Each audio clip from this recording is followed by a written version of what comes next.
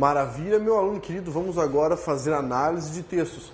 Por que é importante esse bloco? Porque é o seguinte, eu mostro para você a proposta, depois de mostrar a proposta, eu mostro um texto que a gente pode reformular, que já está bom assim, que pode ficar melhor, um que já está legal, né? Esse é o meu propósito. É dar um exemplo de texto para você ver como ele foi articulado, qual foi a técnica empregada, se haveria alguma coisa para melhorar, se poderia ficar mais interessante, obter uma nota maior, tá? É para isso que serve esse bloco de análise de textos. Então agora trouxe algumas propostas aqui para que a gente possa fazer análise com bastante cautela, com bastante calma. Então, você tem aí no seu material o texto, tá? Você tem a proposta, você tem o texto base e você tem algumas reelaborações que eu fiz do primeiro texto, depois você tem um exemplo de texto bom. Então, veja só, esses textos, como eu falei, são textos de fato que foram produzidos por alunos, tá? E eu utilizo de vez em quando para servir de exemplo, de motivação e tudo mais para o pessoal que está assistindo aí e que faz uso do meu material. Então, ó, faça o seguinte agora. Em primeiro lugar, pare o vídeo, leia a proposta em questão, a primeira proposta, que é uma proposta de concurso público mesmo. Veja como você desenvolveria. Se você achar que é salutar desenvolver antes para depois observar o resultado, pode fazer também, tá? Mas digo que você pare agora, leia, tá, a proposta e depois venha para cá para que nós possamos avaliar parte a parte a construção do texto. Beleza? Dá uma paradinha aí, vai lá. Voltando então. Você conseguiu fazer a leitura? Maravilha. Agora o que eu vou fazer? Nós vamos para um processo lento de análise do texto, tá bem? Eu vou apresentar o texto que você já tem aí, nós vamos colocar alguns quadros para que você possa perceber por meio da minha leitura como articular e como foi o desenvolvimento. Então, o texto original foi escrito da seguinte maneira. Sem título, sem nada, vamos direto ao texto. Então, acompanhe aí na tela comigo. Vamos. Se, por um lado, verifica-se redução nos índices de analfabetismo e aumento nos índices de alfabetização no Brasil, por outro, é visível a situação de precariedade e descaso com a qualidade do sistema educacional prestado à população. Esse fato aponta para a necessidade de se priorizar o investimento em educação no país. Primeiramente, a situação da educação no Brasil não está em nível de qualidade almejado pela população. Exemplo disso são os baixos salários pagos aos educadores, infraestrutura precária, em que em alguns casos os alunos não têm cadeira para sentar, distância a ser percorrida para se chegar a uma escola. E esses males ficam mais evidentes quando observamos o ensino público. Em virtude disso, cria-se a necessidade de melhorar a qualidade do ensino público, exigindo do governo maiores investimentos na área de educação.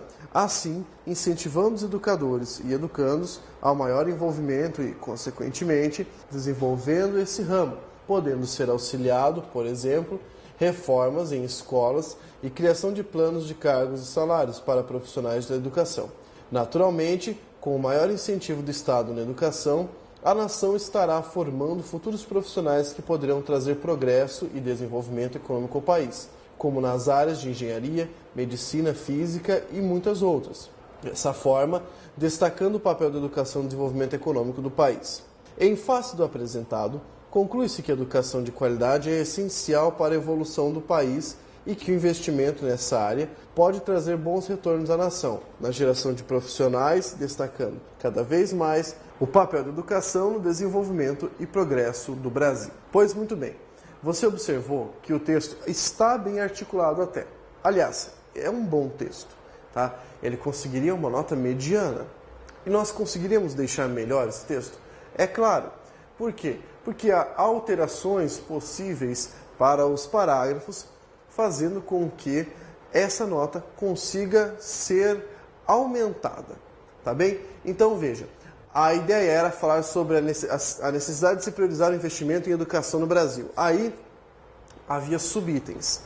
Cada subitem foi tratado particularmente. Então você pode observar que o desenvolvimento, tá, conseguiu abarcar esses subitens.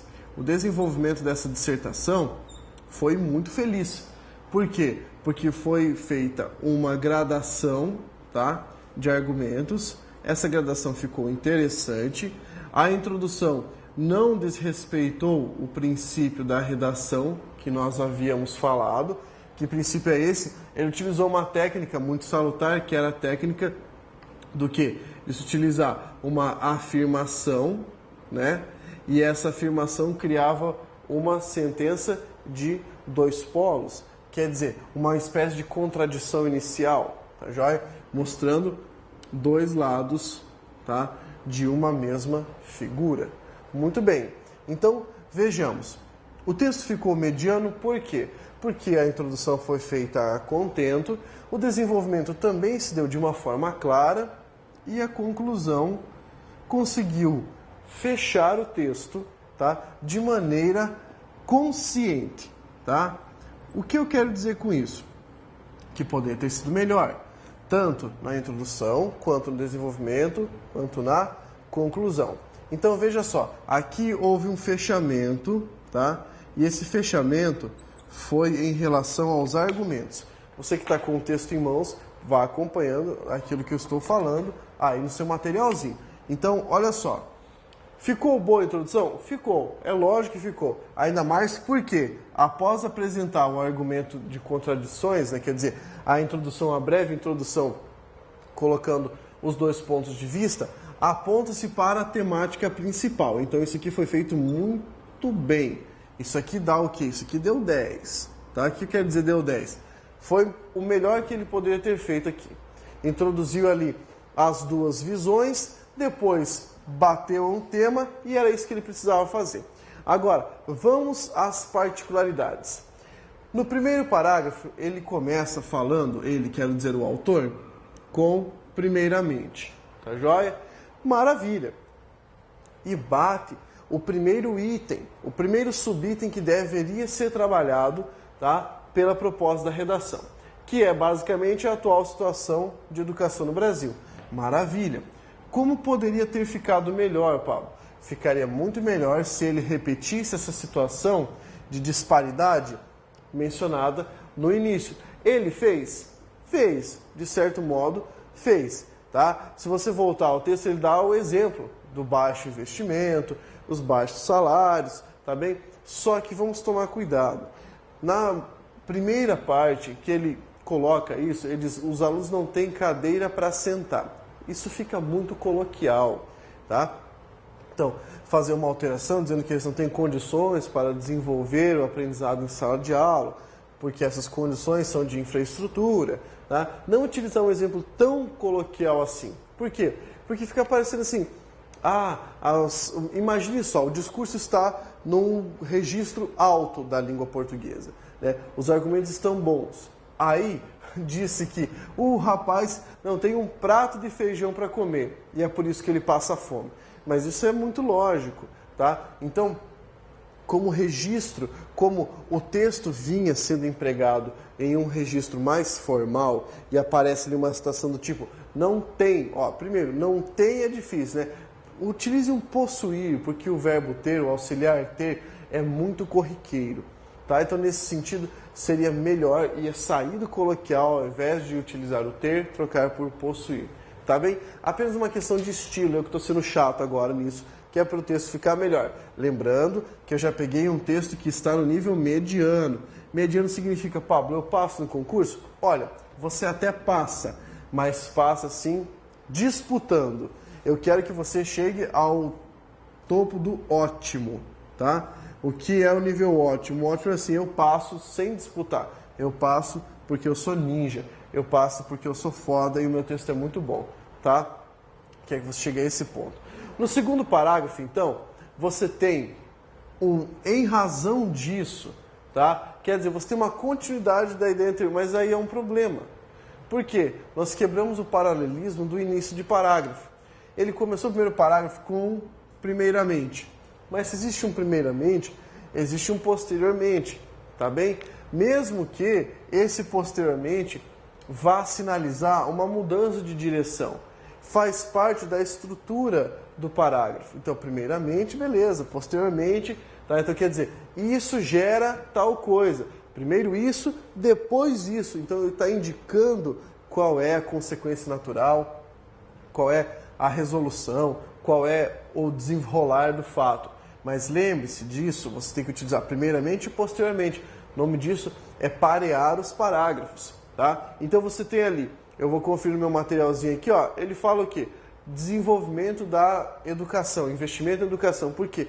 Isso criaria ou aumentaria a possibilidade de termos novos profissionais ou profissionais competentes em determinadas áreas.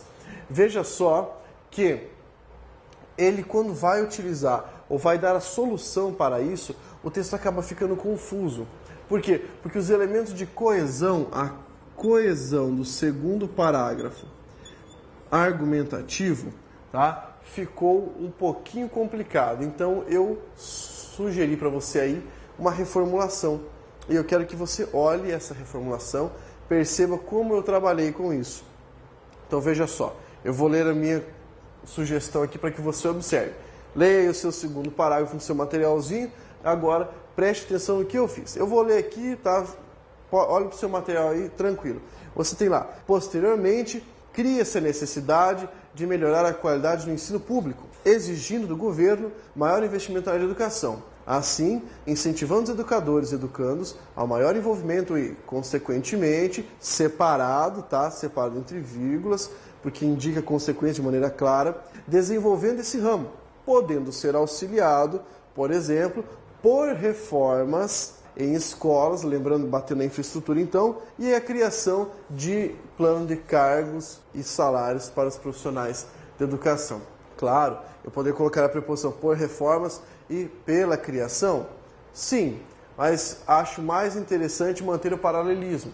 Por reformas e por criação, tá bem? Deixe da maneira que está. Por quê? Porque não fica o termo sendo repetido, tá? Até cansar, e a coesão é melhor determinada, melhor mantida, melhor realizada.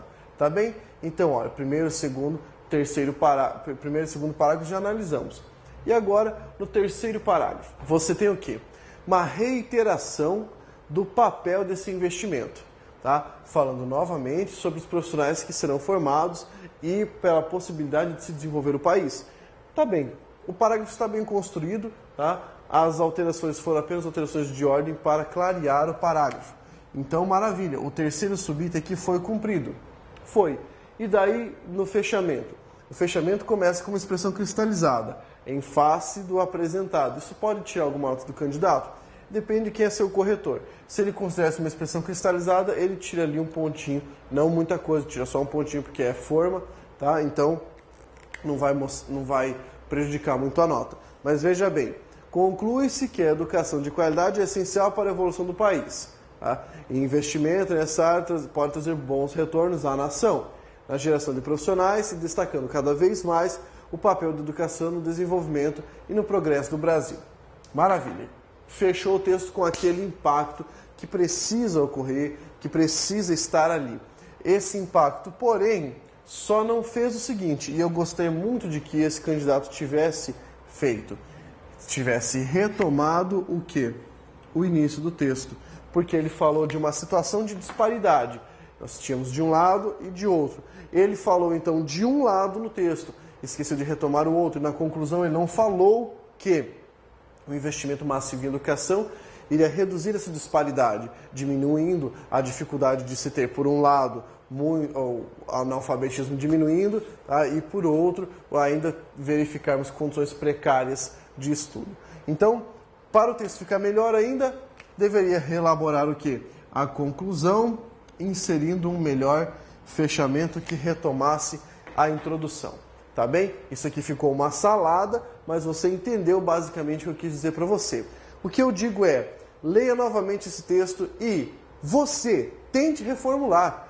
Tente reformular esse texto, tentando dar a sua cara, a sua roupagem para esse tema. Veja que é um tema fácil, porém exige de você. Exige o quê? Exige, em primeiro lugar, clareza argumentativa e noção de como sequenciar esses argumentos. Beleza? Fácil, super simples. O que é que a gente vai fazer agora? A gente vai dar uma olhadinha no segundo texto, na segunda proposta, na segunda possibilidade de desenvolvimento. Segura aí que a gente já vai olhar isso. Pausa, dá uma olhadinha no seu material aí, veja qual é o tema, estude o tema, tente escrever uma redação como resposta e você volta para cá para a gente poder analisar o texto que eu tenho aqui para te apresentar. Beleza? Vamos lá então. Então, agora que você já observou a proposta, viu que essa é uma proposta diferente, isso também é prova discursiva, também é redação, então você se liga, rapaz, porque se você não tiver conteúdo aqui, você não faz essa prova. Percebeu?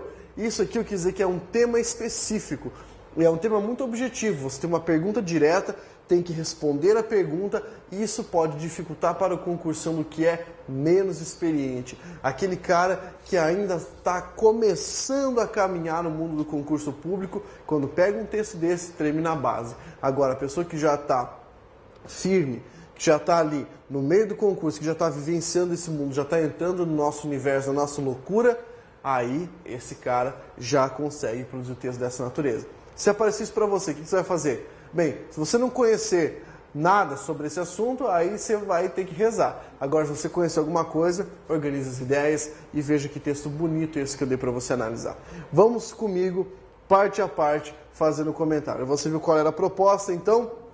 Você tinha lá um caso de texto sobre improbidade administrativa e você tinha que responder se nas situações hipotéticas as pessoas que estão colocadas ali cometeram improbidade. Tá bem? Então vamos observar o resultado, qual foi o texto. Na telinha para você, vai lá. A acumulação de cargos públicos na administração direta e indireta é proibida e somente pode ocorrer em casos especiais previstos em lei. De acordo com a Constituição da República Federativa do Brasil, é lícita a acumulação de 2 cargos de professor, um de professor com outro de técnico ou científico e 2 profissionais da área da saúde. As situações hipotéticas em questão não são qualificadas como ilegais, uma vez que, conforme mencionado, Maria acumulou 2 cargos na área da saúde e Pedro atuou como professor universitário e técnico. Ambos os casos são expressamente citados e admitidos na legislação brasileira.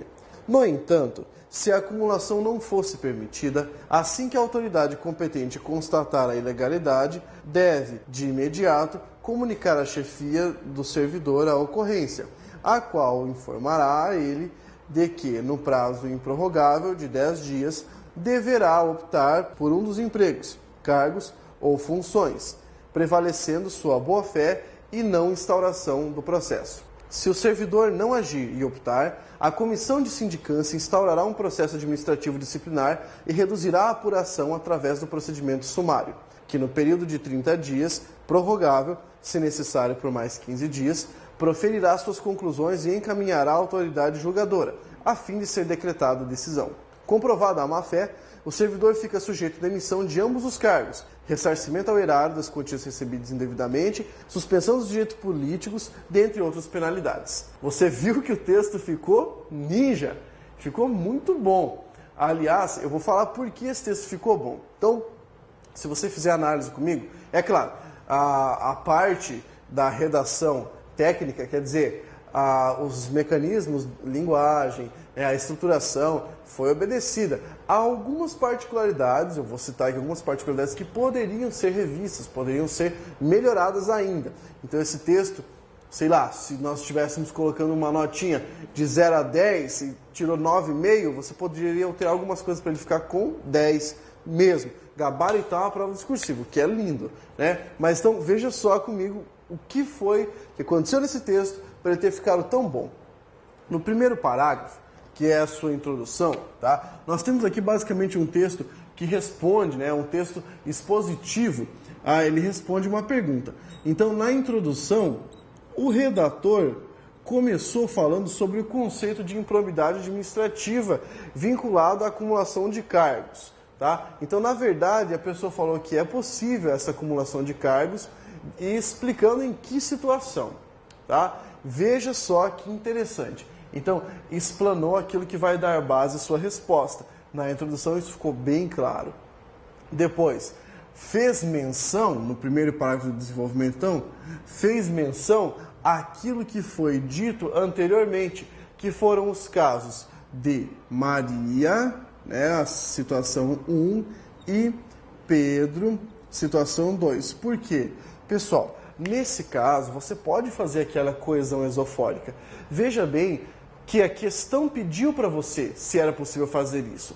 A questão pediu para que você julgasse o caso e respondesse se eles constituíam algum problema, né, algum crime. Então, essa coesão isofórica foi muito feliz, mas veja que a coesão isofórica não foi totalmente colocada assim, o caso da Maria e o caso do Pedro. Não, houve uma especificação, Maria que fez isso, Pedro que fez aquilo. Pronto, você amarrou o primeiro parágrafo do desenvolvimento com o que você tinha lá no texto, tá? Então, ficou muito bom e muito interessante. Aí, venha para o segundo parágrafo de desenvolvimento. O segundo parágrafo de desenvolvimento já começa admitindo que eles não cometeram o crime, mas se tivessem cometido, então, começou com no entanto, aí sim vai começar a segunda parte da resposta. Quais seriam os procedimentos legais se houvesse se houvesse a constatação de irregularidade. Então veja que a redatora, que foi uma redatora, nesse caso uma aluna, começou com no entanto, e aí sinalizou para nós que estamos lendo, sinalizou a mudança de orientação, e ficou sinalizado bem claro. Então isso ficou perfeitinho. Agora vamos fazer um comentário intraparágrafo. Veja que começa assim: se a acumulação não fosse permitida, aí começa, assim que a autoridade competente constatar a ilegalidade, se não, então, colocou uma condicional, nós deveríamos respeitar mais aqui a noção de paralelismo. Então, constatar essa ilegalidade, deveria de imediato comunicar a chefia do setor, a qual informaria a ele, ou seja, colocar esses verbos, primeiramente no subjuntivo, depois fazer a correlação do tempo verbal correto com o pretérito imperfeito, tá, do indicativo. Então essa correlação poderia ser realizada intraparágrafo. Veja bem que o cuidado com o desenvolvimento do texto exige de você, querido aluno, que observe algumas estruturas de orientação puramente gramatical na hora de escrever. Foi o caso, tá, desse nosso segundo parágrafo argumentativo expositivo, na verdade. Bem mais expositivo do que argumentativo, tá? Só respondendo ali. E aí o terceiro parágrafo do desenvolvimento fala qual seria a ação se o servidor não agisse e optasse. Então, uma continuação daquilo que foi dito no segundo parágrafo. E por que foi necessária essa quebra? Para que não ficasse confuso o segundo e o terceiro parágrafo, para que as informações não conflitassem. Então a pessoa foi muito feliz aqui de introduzir uma informação em cada parágrafo para ter maior clareza, tá bem? Então falando dos prazos e tudo mais, a fim de se realizar o julgamento. Então aqui ela apenas faz o quê? Ela confirma, ela termina, tá? Termina essa exposição. E aí vai fechar o texto. Vai fechar o texto no quinto parágrafo, né? Que nós vamos identificar como parágrafo de conclusão. Nessa conclusão, ela diz: se comprovada a má-fé, qual seria então o que? A punição? Será que esse é o termo correto? Tá? Qual seria a consequência desse ato?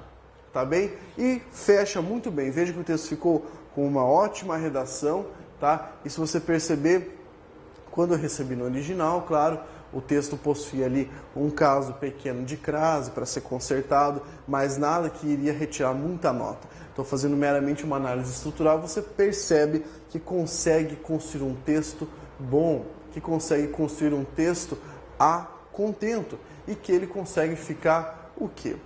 Pronto para tirar uma nota alta. Tá joia? O que eu falo para você agora, meu aluno? Utilize essa prática. Pegue o mesmo tema, veja qual é o seu conhecimento em relação a isso, de acumulação de cargos, e escreva o seu texto. Ou, melhor, pegue essa dica aqui do professor Pablo. Pegue esse texto aqui, que você acabou de ler, e faça uma paráfrase dele. O que é fazer uma paráfrase? Dizer exatamente a mesma coisa com outras palavras, tá bem? Faça paráfrase desse texto, porque assim a sua escrita ganha em possibilidade, ganha em vocabulário. Na verdade, ela só tem a ganhar. É assim que você consegue desenvolver a sua escrita, é assim que você consegue fazer a sua redação melhorar. Tomando cuidado, é claro, com os mecanismos coesivos que aparecem dentro dos parágrafos, tomando cuidado principalmente com a manutenção das ideias, que no caso em questão foi perfeita, a manutenção foi maravilhosa. No primeiro caso, ainda havia algumas correspondências a serem estabelecidas, umas amarrações melhores, mas aqui sim, você teve um texto incólume com relação às ideias, quer dizer, incólume, sem mácula, sem mancha, sem problema algum. O outro texto precisava de uma reelaboração ainda. Então veja, em qual texto você se encaixa agora? Nenhum dos dois, estou lazarento aqui, estou lascado. Então, está na hora de você ir à prática, está na hora de começar a trabalhar. Faça o quê? Pegue temas para as dissertações, essa dica por enquanto está para as dissertações, fechando esse bloco de análise de texto dissertativo, Estude os textos que as bancas apresentam para você, estude possibilidades de escrita, reveja esses vídeos de dissertação e pratique, porque redação não é talento, você sabe, é prática. Maravilha? Fechamos agora e vamos adiante, porque a gente ainda vai ter muito trabalho. Tá ok? Confio em você. Força, guerreiro!